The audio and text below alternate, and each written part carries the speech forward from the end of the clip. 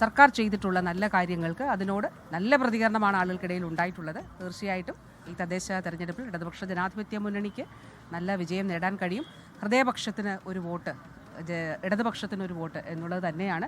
അത് ജനങ്ങൾ വളരെ ആവേശത്തോടെ സ്വീകരിച്ചിട്ടുണ്ട്.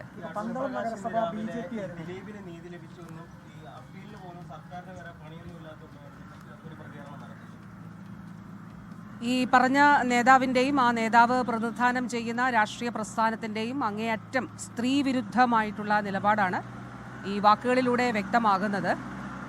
ഈ പെൺകുട്ടി കഴിഞ്ഞ 9.5 വർഷക്കാലം 10 വർഷത്തോളം ആ കുട്ടി അതിന് അനുഭവിച്ച വലിയ മാനസിക വ്യഥ, നേരിട്ട അതിക്രൂരമായിട്ടുള്ള പീഡനം, ആക്രമണം, അവൾ അതിലെടുത്ത സുധീരമായിട്ടുള്ള നിശ്ചയദാർഢ്യത്തോടുള്ള നിലപാടാണ് ഈ പോരാട്ടങ്ങളെ മുന്നോട്ട് നയിച്ചത്.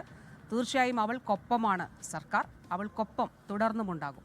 സർക്കാർ ഈ ദിലീപിന്റെ അറസ്റ്റ് രാഷ്ട്രീയമായി ഉപയോഗിക്കുകയായിരുന്നു എന്ന് കൂടിയാണ്